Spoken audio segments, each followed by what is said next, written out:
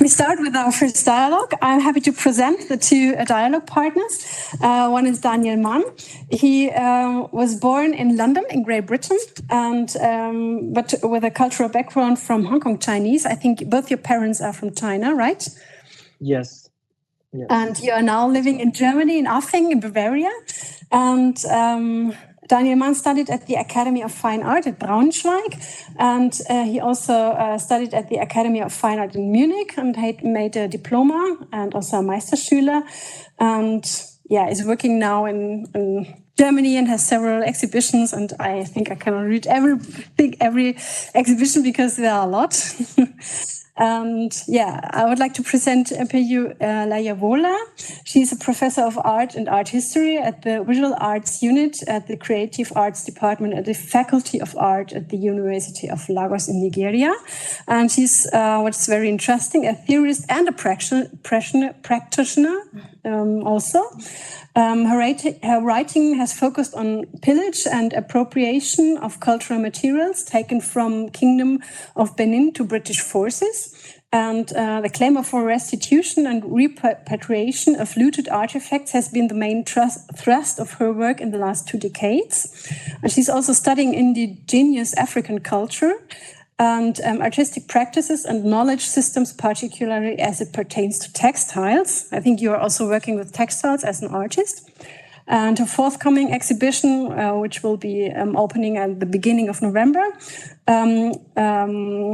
it looks at the body as a site of adornment and also explores gender and the interrelationship between bodies within the work and space.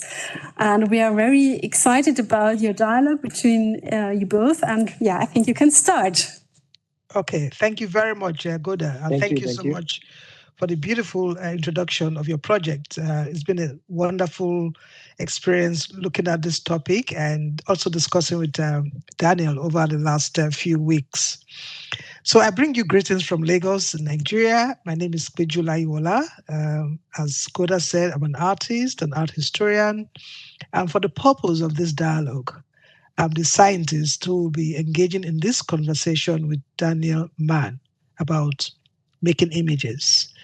I'm excited to be here, and I'm sure Daniel is. So I'd like to welcome Daniel to this discussion, this dialogue. Daniel, welcome.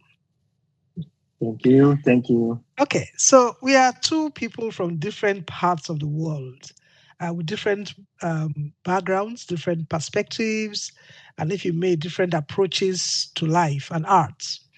So the difference we exude comes from the way we were socialized. And so this, in a sense, is responsible for the way we react or respond to things around us. So we go over to the main person in this dialogue today, Daniel, who comes from a multicultural background. And as Goda told us, he was born in London in 1969. He spent 4 years of his life in London, and then he moved to Hong Kong until he was 7. After which his parents opened a restaurant in Augsburg, where he spent his youth and immersed himself in the art scene as one of the first German graffiti sprayers under the name Kodiak. I come from Nigeria, in West Africa, a country with diverse cultures, with well over 250 actively spoken languages, with a population of over 200 million people. And I live in the city of Lagos, with a population of over 26 million people. So in a nutshell, we can see the differences in our backgrounds and in some cases, some similarities. And this is truly an intercultural dialogue. So how is it that art produced in one part of the world can be appreciated in another? So both of us are products of our environment and our culture, and we have varied experiences. And this discussion will be enriched by the stories we tell about art, our lives, and image making. So Daniel has his diploma from the universities in Germany, as we were told, between 1999 and 2005. And for me, what is interesting here is that he has the names of his professors also attached to him. And I think that is the way it goes in Germany, where the identity of the student is tied to the professor. And this has a lot to say about image making or making images as it relates to the apprenticeship system in Africa, where the student learns by copying what the master does. So he's represented in major galleries. Presently, he's represented by Gallery Andreas Binder, and he's had several exhibitions in large museums and galleries in Bremen, in Wuppertal, Hamburg, Augsburg, Munich, Zurich, Leipzig, and a lot of other cities in Germany. Making images is an interesting topic, and over the last few months, I've really been thinking about what constitutes an image and the context of creating images, and also the perspective of an African. For example, how do we create images? And in some cases, you find that it comes from a place of spiritual gifting. Through trance, an artist may conjure an image. It can also come through dreams and by divine intervention. So sometimes images also speak to the philosophical understanding of beliefs. And it may not necessarily be what is, but what should be. And I can give examples of that. But it is for Daniel to tell us about his own experience. So my first question would be, what ideas come to mind and how do you begin the process of making images? What do you consider during the process of conceptualization? And are you really bothered about the reception of your work when it goes out in public space? Over to you, Daniel. It's already complex. It's a very, very complex question because I think I have to consider how to start to answer this of this just one question. But for me, it's like you stack 10 different questions in one. So the thing is, if I trying to approach to a kind of artwork for in public space or something, so my first steps are to see where am I doing this? Yes, where is the space? So where is the work installed? Should be installed, and the thing is, all the architectural context should be considered by me, because I have to know which person are going by, which people are looking at this thing. This is already a thing what I always have to think about if I'm doing an artwork outside in a public space, or if I'm doing an artwork by myself in the studio. And these are two totally different kind of approaches, because I have to think about, okay, if I'm in my studio, it's an intimate situation where I can go however I want to get my work to be evolved. And but in the outside, I have a different kind of, also kind of different borders I have to consider, because people are not choosing to look at it. So they are just passing by. So what should I do that they are standing in front of it, or so I often have to simplify the the message. I have to simplify the messages, what I cannot do in my studio. So these are different kind of things. So I have to think about, okay, so the image making comes from a lot of setting borders, that okay, the people who are giving me the commission to do that, they are already telling me, okay, you cannot do something what goes against the church, what goes against the rules.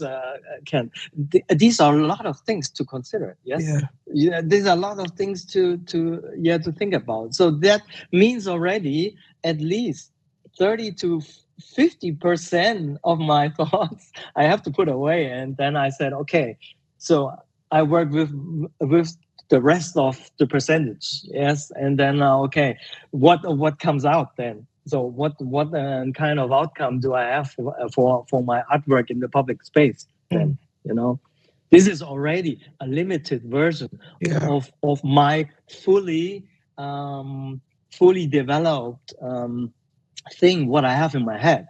Yes, that I say, okay, I would like to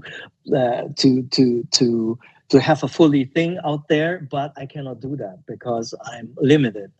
Yes, by so much things. Yeah, thank you very much, Daniel. I'm also wondering, okay, these are commission jobs you just talked about. When you have commissions, what if you don't have these restrictions? If you have to create a work of art for yourself? And I mean, then you have more fluidity. You are more you are freer to do this. I'm interested in how you conjure your images for making new work without any restrictions. So, what are you thinking about? How do you begin to think about putting these ideas together, and how? I want you to tell us about that without the restrictions you talked about earlier. Maybe why I'm saying about limitations and restrictions is because at the moment how I work in my studio, if I don't have any external restrictions, I would say I could be work really, really free. So, and what does that mean? Yes. What does it mean to be absolute free as an artist? And for me, is to it has a lot to do with a self-awareness, to see how I'm thinking, what I'm thinking, and how do I transfer any kind of thoughts and during the working process.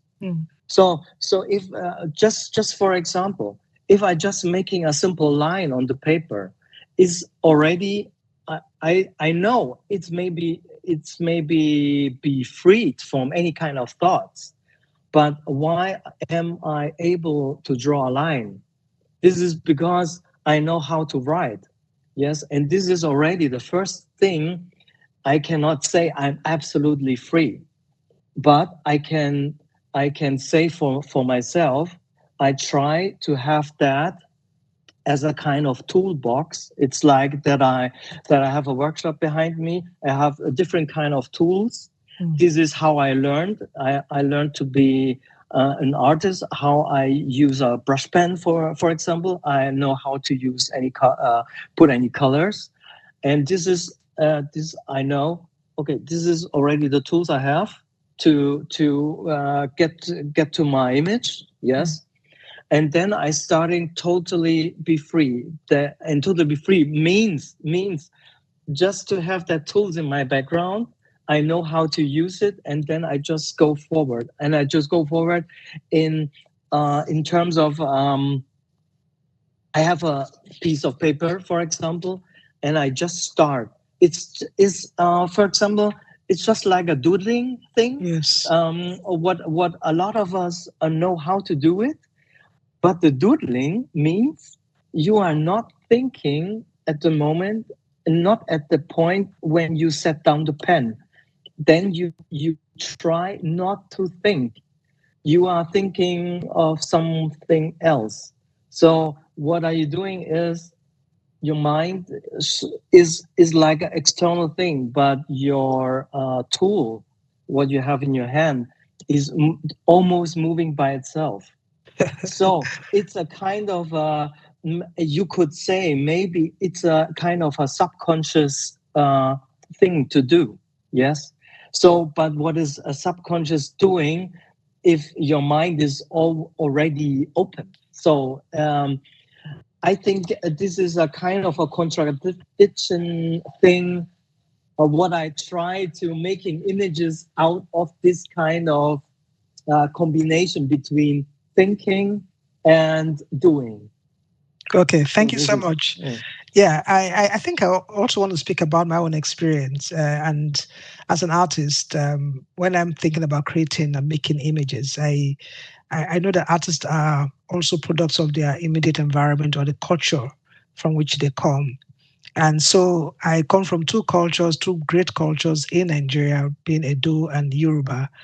And at the same time, I'm Nigerian. So I'm thinking ethnically, I'm also thinking nationally, I'm also thinking globally. So it's a very complex situation. And I know that art transcends geographical space and is also a non-verbal language. And so I need to produce a work of art that has global appeal. So I'm also thinking about my historical experience. I'm thinking that, okay, yeah, we have the colonial experience. We're colonized by the British. So I belong in a post-colonial state. I was trying to understand what means to be post-colonial. And so my next question will come from um, that experience of having this multicultural background. For you as an artist, how does this impact your art? It has a great impact. I think I just have to think back of my childhood, because I grew up in a Chinese restaurant. My father was a restaurant owner, Chinese restaurant owner, and I had to work there a lot. But I also spent a lot of my free time within the restaurant. So, and the restaurant was built like a small village which was built in a hall of within the building. So what the carpenter did in that time, it was at the beginning of the 80s. So he was trying to rebuild any kind of wooden columns where a different kind of Chinese signs was written on, and even the rooftop was made like an old Chinese rooftop, which you can still see in some really old Chinese villages. And to grow up there, it was just like yes, I grew up in my own culture, and I know how these things looks like, but it got a strong effect on how I look at things. Yes, how I also look at space. This also affects me a lot when I was doing started to do the graffiti in the streets. I was always trying to create and paint spaces.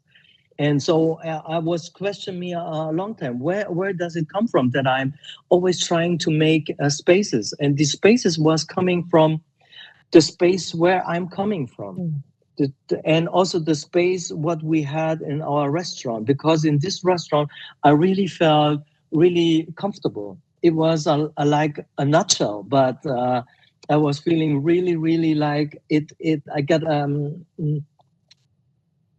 yeah, it was a big safety in there for me as a child. Yes, and to be surrounded by Chinese dragons, to phoenix, and different kind of stuff. It was all covered in red tones, red colors. Yes, and I think this had a really big impact on my stuff in that time. And so that's why the beginning of my graffiti stuff, even it goes in the middle into the 90s, I paint a lot of my things what I got from my Chinese background. Yes, for instance, dragons and all that stuff. Yeah, that's very interesting. What about your German experience? Because I mean, I know that you have the Chinese background, but you also want to talk about Germany because you are a German. Okay. I'm really. I think I'm really conditioned. I have to think about when I was doing graffiti. It was a kind of bending chaos. Yes, because everything comes up and I don't know how to put them.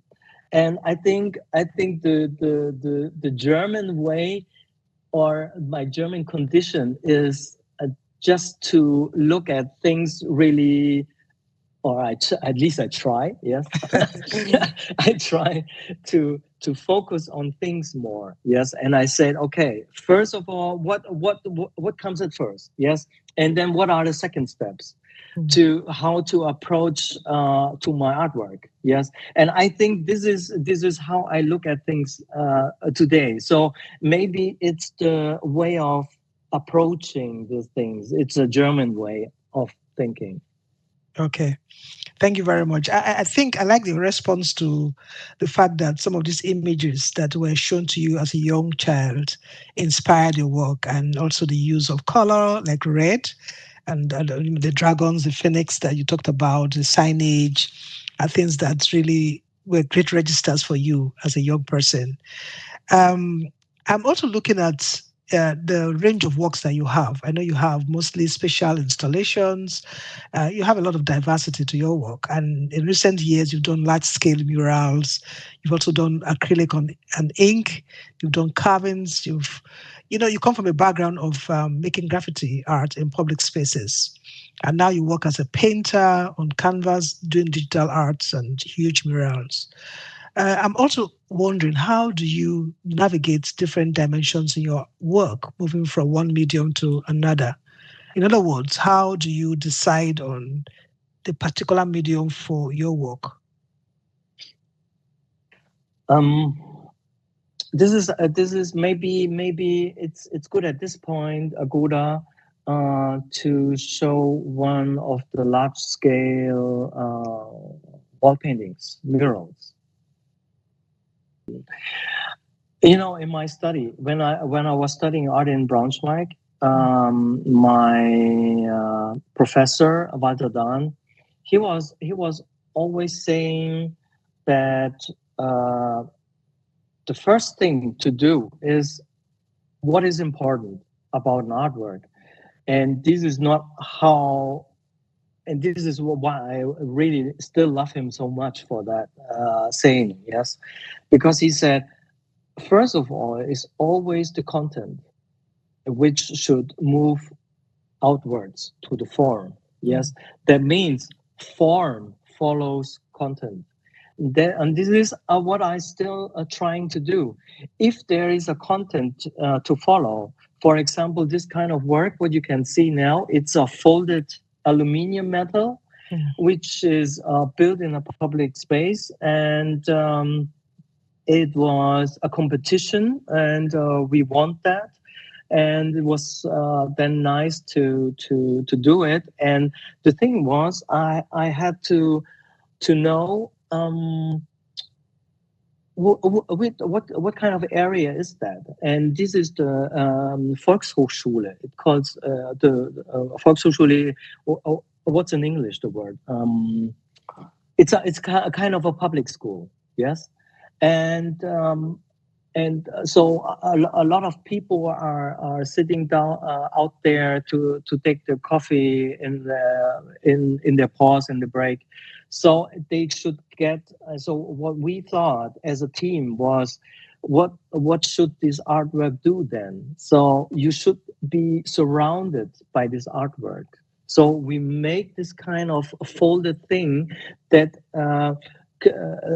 kind of comes out of the wall that you as a viewer, that you have the feeling of getting surrounded by this thing. So this is just one little thought of many things, and this is if I'm going to artwork which I'm doing on a canvas, it's a totally different thing. This is when you see also this kind of this public work, you also can see it's limited by the height of the murals. It's limited by the side of this thing. It was limited by how it got an effect to the whole space of that thing. The architect said it shouldn't be more than I think it was 80 centimeter or about a meter, just to get sure that the people can still flee if there is a fire. And so that you have a lot of things you have to think about this thing. Can we see another mural painting, Gora? Okay, it would be nice for us to see a variety of the kind of things that you do so that the audience is better informed about the kind of work that you do. So we'll wait for that image. This is also a thing. It was a collaboration thing with another artist from Hamburg, a very famous graffiti artist called Dime. He was doing the right part and I was doing the left part. And we were trying to make the best to work with the splitted wall. You have the windows in the middle, and then we said, okay, so we are trying to building bridges. So you actually had done your image change before you even assigned the assignment, given the assignment. Okay, but the next question I'm going to ask you is about your study in the university. There's a school of thought that says that sometimes the art school takes you in a particular direction. It takes you away from your unadulterated, untouched self. That your ideas are, natural. When you do not go to school, you can express yourself without any kind of inhibition.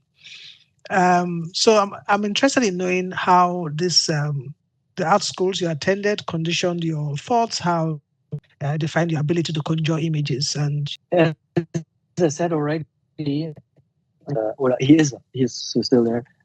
He is a brilliant teacher, and he is really able to look at works, so which is really done. And I have to say, I just don't want to be very touchy, but it's like that. Your work must be really authentic. So for me, it means it comes from the heart, yes. And this what you want to say has to be observed many times. Yes, you have to look at it. You have to examine how you look at things. Yes, if you are looking at things, this is what we talked already about. We are coming from different cultures. So if I'm looking at things, so why am I looking at things this way and not that way? So we are always trying to switch the perspectives and then trying to see, okay, what is all about what we are doing. So what am I doing is through all my time is I was always trying to say, what are we doing or how are we creating things?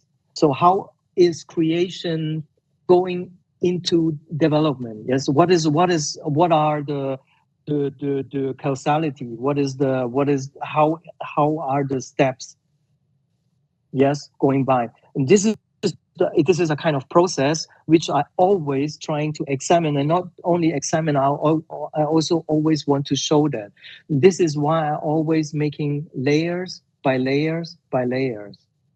And at the beginning, when I was at the university, I was trying to say everything at once, and my professor said, "Stop there." try to put that on table and just look what you have over there and not put everything on the table. It's a mess. Okay. And then I said, okay, I get it. And so I try to get rid of all the garbage. I also have it on the table. So this is maybe the next point to think about. So what is what you thinking is garbage? So what is it? So I just try to put everything in a glass, like in a labor where the doctors are, and then just try to make essence of thoughts, essence of content. Yes, and then I put it down there, and then I look at it, and I said, is it right? Is it good to me? Is it what I want to say? And then I'm going on, and this is the academy and the university was the place to be, to teach how are things getting formed. Amazing. Thank you so much. I like what you said about art has to be authentic. It has to come from the heart. And then you also have to examine how you look at things. And so we're going over to the image that started this off. I know that for the image chain, you actually did the very first image, and it has turned out to be very interesting, the responses to that first image that you produced. And it's so lovely to see how the artists have responded to and interpreted the images sent to them. I'm aware that the whole process, went on without the artists knowing themselves. So it was just the image that led them. So I'm also interested in thinking what you were thinking about when creating this work, how you brought the elements together, what inspired the very first image, and did you feel any sort of pressure to lead this exercise? Knowing that you were doing this from nothing, actually. So maybe you want to lead us into the process of creating the very first image that began the image chain. Yes. I think one of the thing what was written down, what it's already maybe the first email which comes from Goda. so she is not really innocent. I have to say that at this point. Okay, because the thing is, how are you getting to your image? The image is where you are. Okay, so that was the image where I took a lot of images. Yes, a few images. So I was staring. I was standing in my space, in my working space, and there were also a kind of a couch, and I said, okay, maybe I just sneak around in my room and I just try to find any kind of how do you say this? I have a word for that, but I don't know if it's clear for what I'm meaning with that. I'm always looking for a coherent space. And the coherent space means that different angles should be end in one, and that means that this angle creates these angles, yes, in one picture. This creates a kind of space. It's a space where we it's like stepping in a room. Yes. Okay. And if I say we are looking at that corner and I just making an image of that corner, we always can see, this could be a wall. Yes, just have a close up of a corner, maybe also a floor, but we cannot say is that wall. Yes. And so what I'm also interested in, that's why I make the first picture of the image chain, is to give to the following artists a kind of really spatial room to fill and explore. Genau, to let them explore and to let them fill in the space.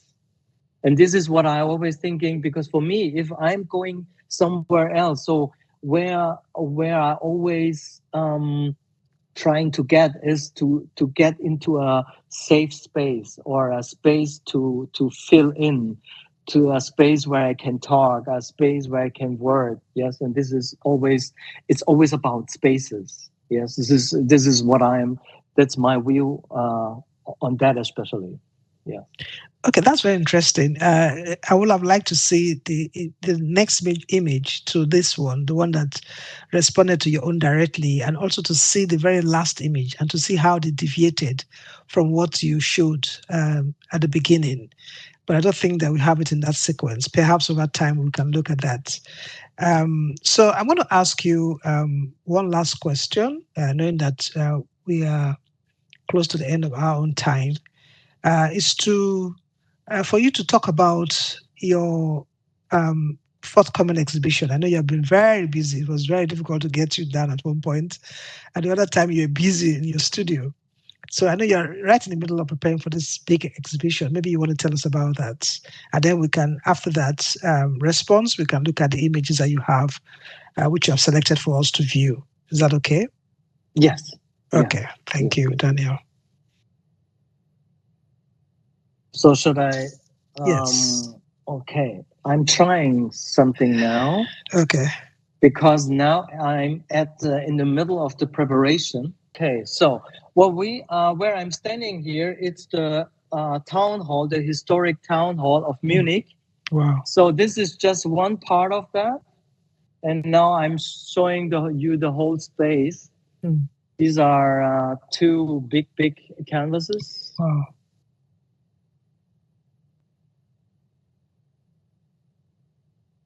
So these are the first construction.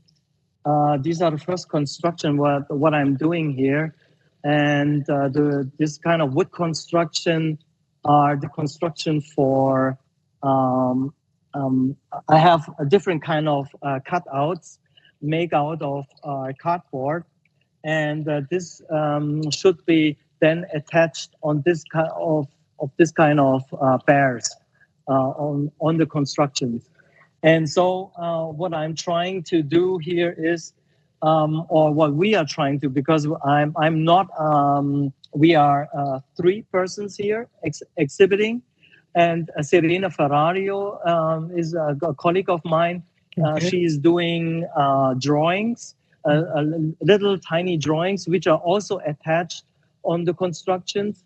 And Sebastian Giussani is making the sound, and he's taking the sound from the fountain from here. Wow.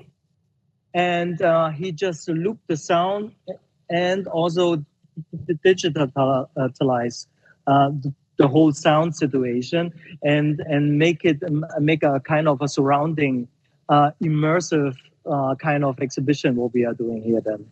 Yeah. This is really lovely. And what's also about here, it's also about layering stuff. What you can see here is already different kind of layers on one canvas.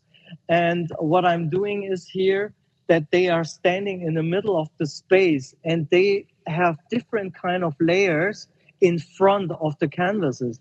So you can see not only the flat canvas, you also can step into this kind of painting, because the painting then it's the space itself. So it's really difficult to explain that, but so you maybe everybody should be here on Friday the 13th. Yes, thank you so much. That looks so nice. Can you hear me now? I think we lost you for a moment. Oh yeah, I think we lost him. We lost him. Yeah, he was busy showing us the entire space. But I think he will be back. Thank you very much. Thank you very much for that very interesting dialogue. I think we are closing the recording now, right? Yes, yes. Thank you so much, Daniel and Goda.